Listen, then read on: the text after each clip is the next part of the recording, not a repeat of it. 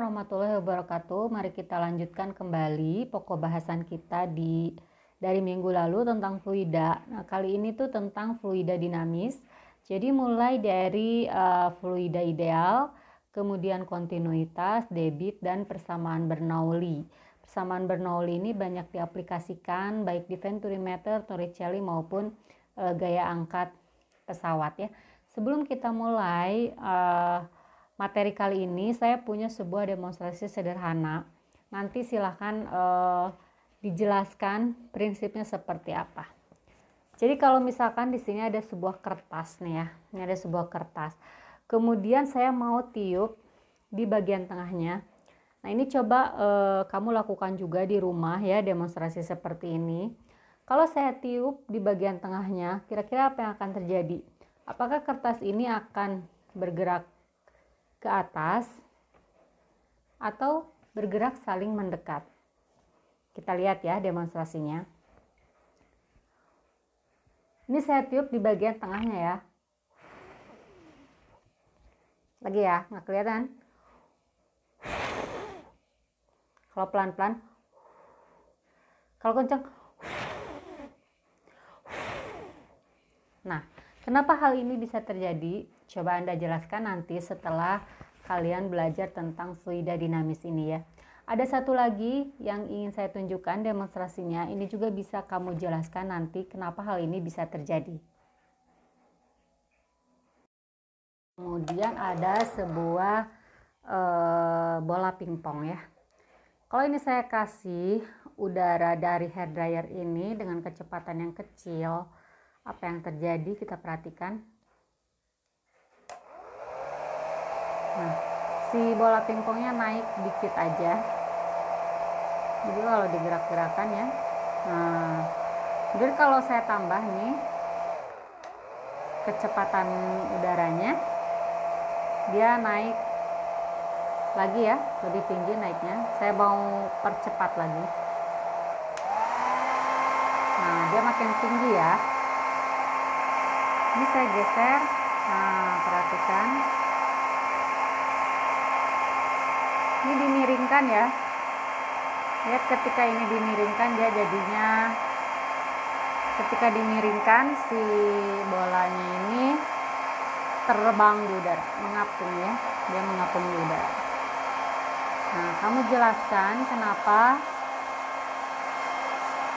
Oke, cukup ya.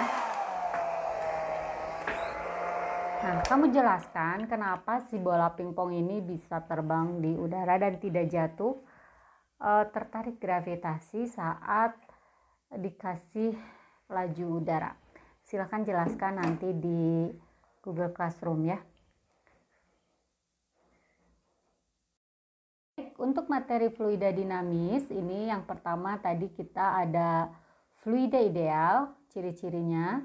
Kemudian yang kedua ada debit, yang ketiga ada kontinuitas, yang keempat ada persamaan Bernoulli. Kita coba bahas satu persatu ya.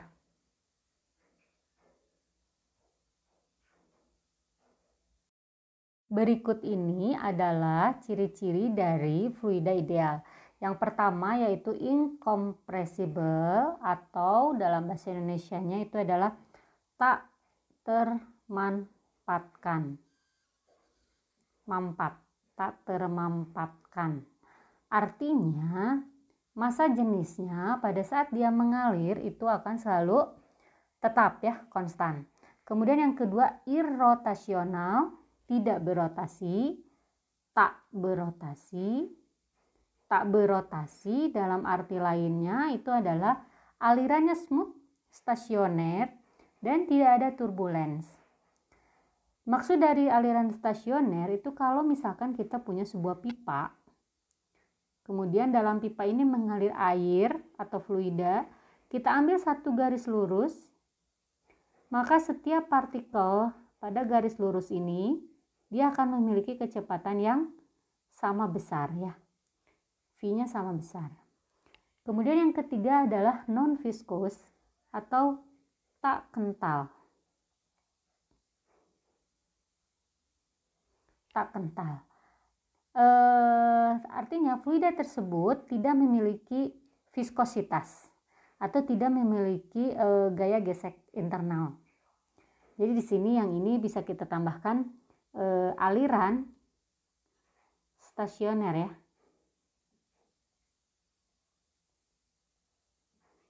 Nah, gitu. Untuk besaran pertama pada fluida itu dikenal dengan istilah debit ya. Kalau dalam kehidupan sehari-hari itu banyak dipakai istilah debit air ya. Debit air itu biasanya kita gunakan ketika kita mengisi tangki misalnya ya. Tangki pom bensin gitu atau tangki bejana gitu. Kalau misalnya punya bejana ini volumenya berapa, biasanya kita nyatakan berapakah waktu yang dibutuhkan untuk mengisi bejana ini sampai penuh gitu, waktunya berapa, maka ini tergantung pada debitnya gitu kan.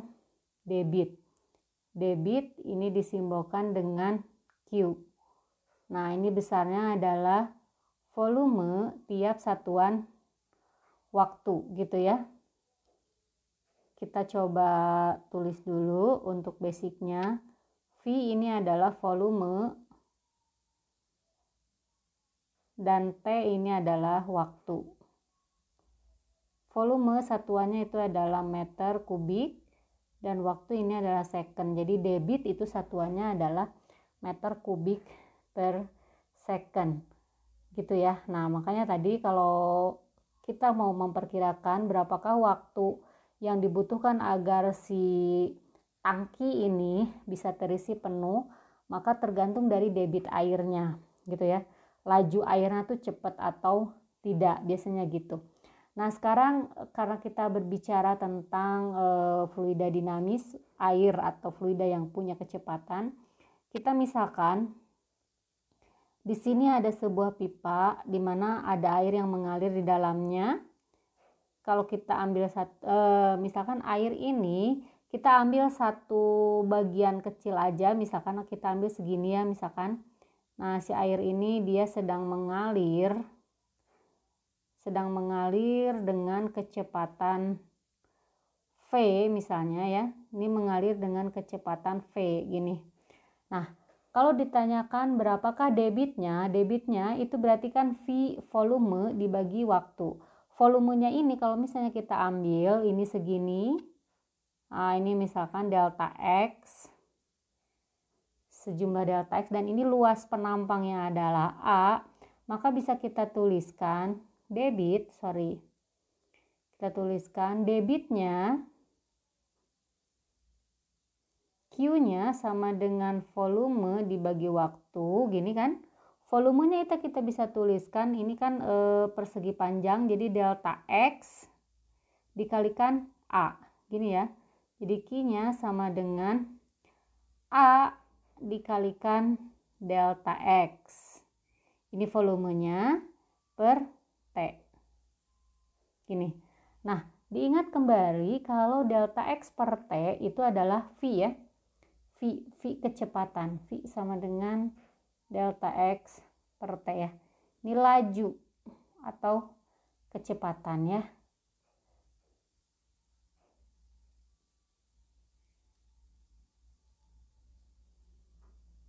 Nah, maka persamaan yang ini bisa kita tuliskan Q itu bisa kita tuliskan juga sebagai A dikalikan V.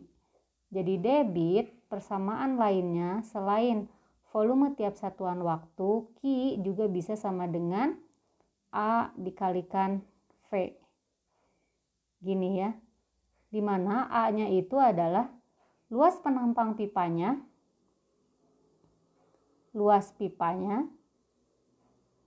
kemudian P-nya itu adalah lajunya atau kecepatannya. Satuannya sama ya. Oke. Persamaan berikutnya yaitu persamaan kontinuitas. Nah, misalkan di sini ada sebuah pipa yang berisi air ya, fluida. Kita ambil sejumlah delta X volume yang kecil, delta V gini. Delta V. maka si volume air di sini tuh akan mengalir ke sini ya.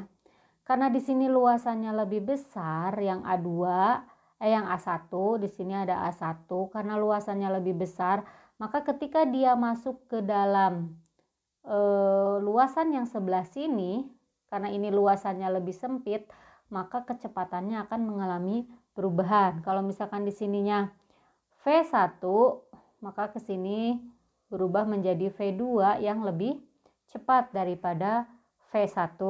Kita lihat animasinya seperti ini. Nah, lihat ya, ketika di luas pipa yang besar, ini kecepatannya kecil. Ketika dia masuk ke pipa yang lebih besar, lebih kecil, maka dia akan menjadi lebih cepat ya. Kita ulang. Di sini dia lambat, kemudian masuk ke dalam pipa yang kecil menjadi lebih cepat gerakannya. Nah, ini persamaan kontinuitas ya. Jadi Q1 sama dengan Q2 atau A1 kali V1 sama dengan A2 kalikan V2. Di mana A1 adalah luas permukaan ke-1. Ini luas. Dan V itu adalah laju di pipa yang ke-1, yang ini juga sama ya, di 1, ini di 1, berarti ini luas di 2, ini laju di 2. Untuk prinsip Bernoulli ini sebenarnya hampir sama dengan hukum kekekalan energi, hanya kita nyatakan dalam besaran-besaran untuk fluida ya. Jadi yang pertama itu adalah kalau misalkan ini sini ada sejumlah fluida yang mengalir gini ya. Ini fluida, kita ambil sebagian kecil fluida di sini dengan kecepatan V1 di titik ini pada ketinggian H1. Kemudian dia mengalir sampai ke ketinggian H2 sampai ke sini. Nah, ini sama aja dengan hukum kekekalan energi ya. Karena si fluida ini tidak ada gesekan, maka energinya itu akan tetap. Seperti halnya dengan energi mekanik ya. Energi kinetik ketika dia naik pada ketinggian tertentu, dia naik ke sana, maka akan berubah menjadi energi, sebagian akan berubah menjadi energi potensial gitu ya. Tapi karena di sini ada tekanan, ada juga energi yang disebabkan oleh tekanan. Karena dia nanti tekanan itu berhubungan dengan gaya, gaya berhubungan juga dengan energi. Nah, ini dikenal dengan prinsip Bernoulli. Jadi kalau di sini tekanannya P1 ditambah di sini ada ketinggian, jadi ada energi akibat ketinggian yang kita nyatakan dalam bentuk tekanan juga. Jadi ada rho G H gini ya. Rho 1 GH1 gini. Di sini kalau dia punya kecepatan maka kita tambahkan jadi setengah rho V1 kuadrat. Nah, ini adalah konstan. Konstannya belum ditulis. Ini sama dengan konstan.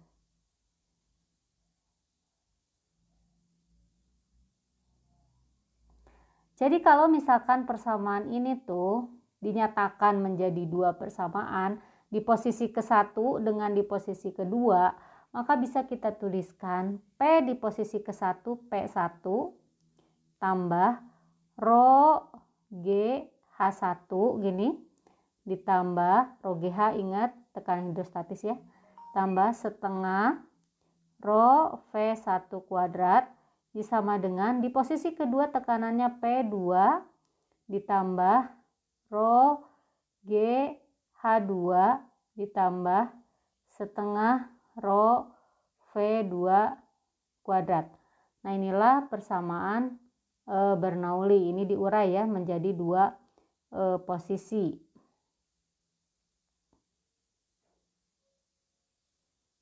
Nah, gini. P-nya itu adalah tekanan. Biasanya di sini ada tekanan udara ya. Tekanan. Kemudian H di sini adalah ketinggian. Nah, V-nya itu adalah laju atau kecepatan. Ini juga sama, di sini sama ya. Kecepatan di posisi 2, hanya ketinggian, P2-nya adalah tekanan di 2. Dan ρ-nya itu adalah ρ massa jenis fluida.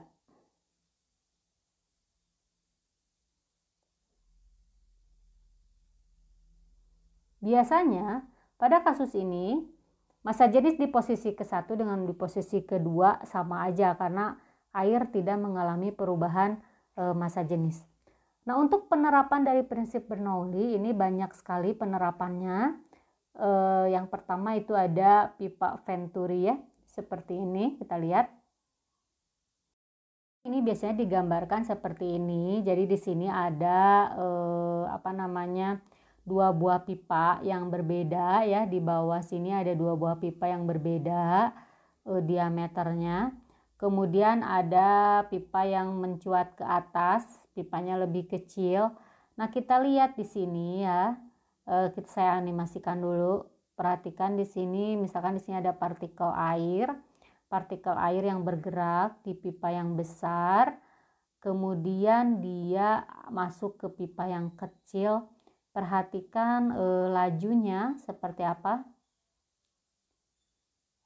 Nah, ketika masuk ke pipa yang lebih kecil, kecepatannya menjadi lebih besar ya, seperti tadi hukum kontinuitas. Coba Anda perhatikan di sini.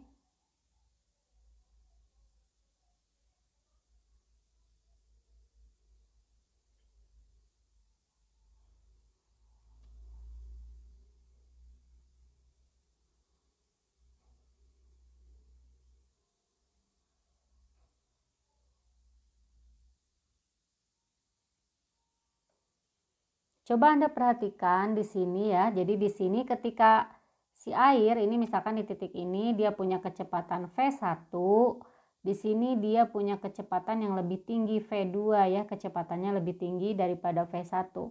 Nah, terus lihat ada perbedaan ketinggian ya. Jadi kalau misalkan ini ketinggiannya misalnya dari sini sampai ke posisi ini harus segaris ya, ini segaris. Pada ketinggian yang sama, ini anggaplah di sini ya posisinya. Ini sampai ke sini H1 dan dari sini sampai ke sini ini H2. Kita masukkan persamaan Bernoulli di situ. Ini tekanannya P1 di sini. Dan di sini tekanannya P2 dianggap sama, misalkan kalau sama-sama tekanan udara, kita masukkan P1 ditambah ρ G H1 tambah setengah ρ V1 kuadrat sama dengan P2 ditambah ρ G H2 ditambah setengah ρ V2 kuadrat. Gini ya. Anggaplah P1 dan P2 nya sama-sama tekanan udara P0 ya. Jadi ini P0, ini juga P0. P0 dikurangi P0 nanti habis. Jadi sisa di sini ρ G H1 ditambah setengah ρ V1 kuadrat. Yang belah ini kita yang ρ G H1 kan lebih tinggi, biarkan di sini. ρ G H2 pindah ke sini, yang V1 kuadrat pindah ke kanan. Jadi ini minus ya.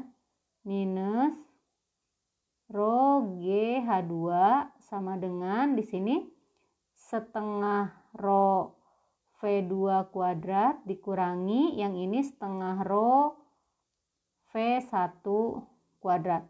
Rho-nya ini sama-sama ρ fluida atau ρ air, jadi kita bisa bagi semua ruas dengan ρ. Jadi ini habis ya ρ-nya. Habis ρ-nya, berarti sisa di sini G sama-sama G, ini H1 H2 kita keluarin, H1 min H2 sama dengan setengah V2 kuadrat min V1 kuadrat. Gini ya. Maka ini jadi 2-nya pindah ke sini. 2G H1 min H2 itu jadi delta H, simbolkan, sama dengan V2 kuadrat min V1 kuadrat. Ini persamaan dari Piva Venturi. Ini masih bisa disederhanakan, boleh kalau mau disederhanakan lagi ya. Nah, ini kita buat menjadi persamaan kontinuitas. Ini lihat mirip-mirip dengan mekanika ya, akar 2GH gitu. Nah, biar menjadi seperti itu, V1-nya kita ganti, misalkan V1 kan A1 kali V1 sama dengan A2 kali V2 gini ya. Jadi V2-nya bisa kita ganti dengan A1 per, atau V1-nya aja yang kita ganti. V1 kita ganti dengan V1 kita ganti dengan A2 per A1 dikalikan V2. Nah, persamaan ini coba kita masukkan ke sana ya. Nah, kita masukkan jadi seperti apa? Jadi 2G delta H sama dengan V2 kuadrat min V1 kuadrat. V1-nya mau kita ganti jadi 2G delta H sama dengan V2 kuadrat min A2 per A1 V2 kuadrat. Gini ya. Jadinya V2-nya kita keluarin, V2 kuadrat kalikan 1 min A2 per A1 kuadrat. Ini 2G delta H. Jadi V2-nya atau delta H-nya boleh dibolak-balik ya.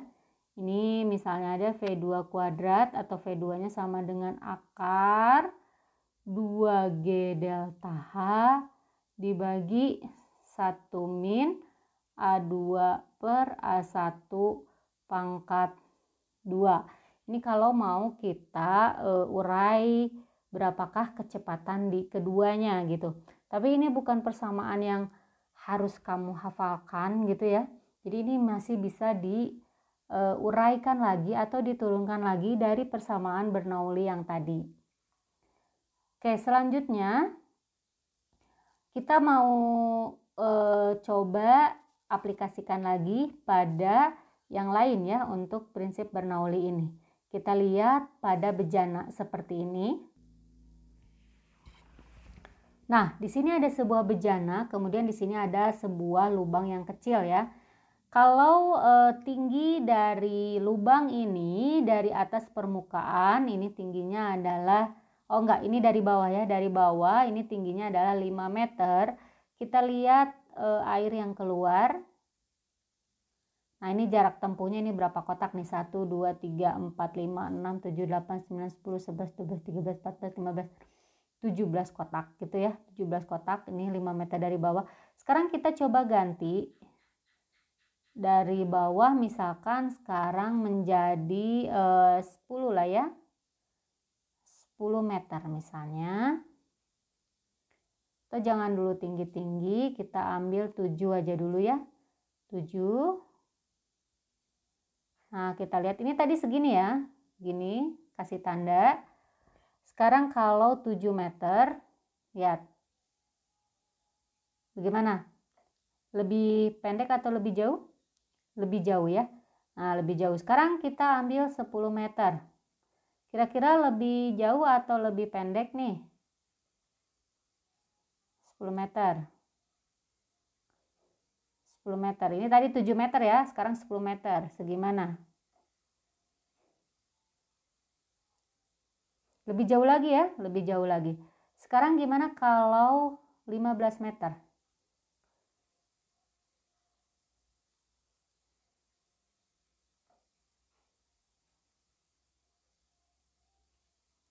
15 meter ternyata jadi lebih pendek lagi ya. Sekarang kita coba 20 meter.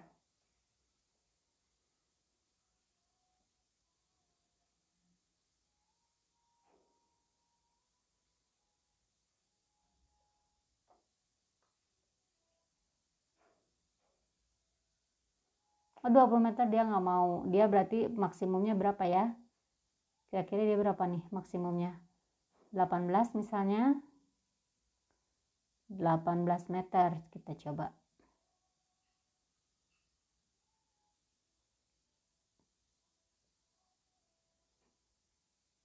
Lebih pendek lagi. Nah, kenapa bisa seperti ini? Berapakah X di sini? Kita akan coba mencari tahu dulu berapakah laju air yang keluar dari dalam bejana ini ya. Nah, kita buat yang lebih sederhana dulu ya. Misalnya seperti ini. Misalkan di sini ada sebuah bejana seperti ini ya. Kemudian diisi air. Nah, ini kedalamannya adalah H gini, kedalamannya. Kemudian di sini ada lubang kecil. Gini ya, lubang kecil. Nah, berapakah air yang mengalir ke sini? Airnya berapa lajunya? Maka kita bisa gunakan Bernoulli ya. Ini titik di sini sebelum dia keluar, tepat sebelum dia keluar dengan pada saat dia tepat akan keluar si airnya. Jadi posisi 1 itu tepat sebelum keluar, P1 rho GH1 ditambah setengah rho V1 kuadrat sama dengan yang posisi kedua adalah tepat saat dia keluar. Jadi P2 ditambah rho GH2 ditambah setengah rho V2 kuadrat. Sama-sama tekanan udara ya. Di sini tekanan udara P0, di sini juga tekanan udara P0, jadi P1, P2-nya habis. Tepat sebelum keluar itu kedalamannya adalah H, jadi ini rho GH. Tepat sebelum keluar airnya belum mengalir, jadi ini 0 ya, sama dengan tepat setelah keluar rho GH-nya nggak ada, jadi 0, tinggal setengah rho V kuadrat. Sehingga rho-nya habis juga sama ya. Sehingga V-nya itu adalah akar 2GH. Ingat di sini H-nya itu diukur dari permukaan ya, ketinggian dari permukaan. Ketinggian dari permukaan air ya. Kemudian ini adalah lajunya. Jadi kalau seperti tadi, kalau misalkan ini gini, lubangnya misalnya ada di tengah-tengah gini. Nah, misalkan ini H1 dan ini adalah H2, maka si laju air di sini V-nya itu adalah akar 2GH2. Gini ya. Nah, ini. Nah, sekarang bagaimana penjelasan untuk yang tadi? Kita lihat.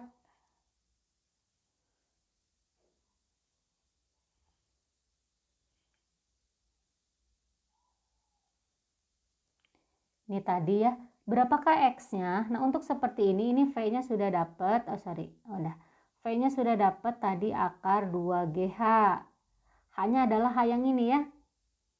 Anggaplah misalnya ini H1 dan ini adalah H2. Jadi ini akar 2GH1. Gini ya.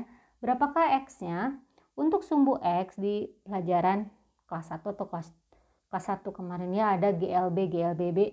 Nah, untuk kesumbu X itu GLB ya, kesumbu X, GLB, jadi X-nya itu adalah V dikalikan T. Nah, V-nya itu adalah akar 2GH1. Dan T-nya kita gunakan GLBB, kesumbu Y. Nah, kesumbu Y ini ada H2 ya. T-nya berapa? Kita mau cari T-nya berapa? Maka kita bisa gunakan H sama dengan V0T plus setengah AT kuadrat. Karena dia kesumbu Y, V-nya ini adalah kesumbu X ya. Ini V-nya kesumbu X, kan airnya mancar ke sana. Nah, jadi ini yang V0T-nya yang ini hilang, 0 ya, 0 kali T. Jadi H-nya itu adalah H2 di sini. H2 sama dengan setengah percepatannya ke bawah. Jadi percepatan gravitasi setengah GT kuadrat. Maka 2-nya pindah ke sana jadi 2H2 per G ini sama dengan T kuadrat. atau T-nya, waktu yang dibutuhkan dia untuk mulai dari keluar lubang sampai dengan ke tanah itu adalah akar 2H2 per G. Gini ya. Inilah waktu yang dibutuhkan oleh dia untuk sampai ke tanah.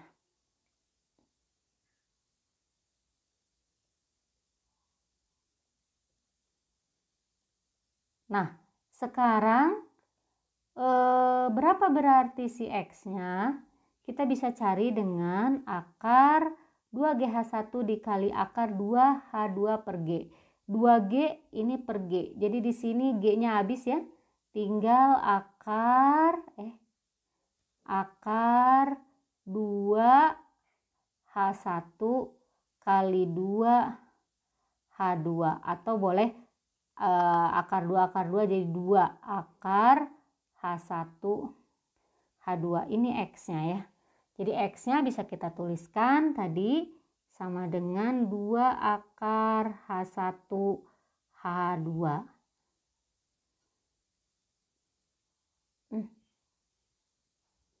Kita kasih dulu penguatan di sini. Untuk X, untuk persamaan ini tinggal kamu cari dengan 2 akar H1 dengan H2.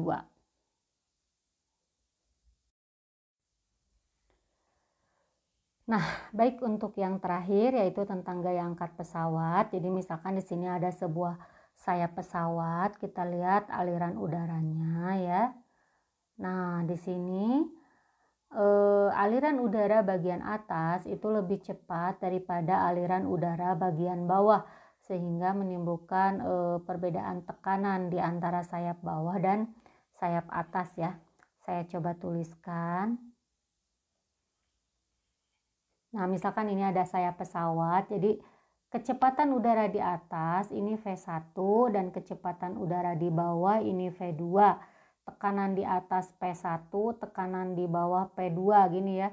V1 itu akan lebih besar daripada V2 dan tekanannya P1 ini kurang dari P2 sehingga ingat tekanan itu mengalir dari tekanan tinggi ke tekanan rendah. Sehingga di sini timbullah tekanan ke atas ya. Tekanan inilah yang menyebabkan adanya gaya angkat. Nah, berapakah? Maka kita gunakan prinsip Bernoulli tadi. P1 ditambah rho GH1 ditambah setengah rho V1 kuadrat sama dengan P2 ditambah rho GH2 ditambah setengah rho V2 kuadrat gini ya. Nah, anggapan perbedaan ketinggian antara bagian atas dan bagian bawah itu tipis, sayap pesawatnya nggak terlalu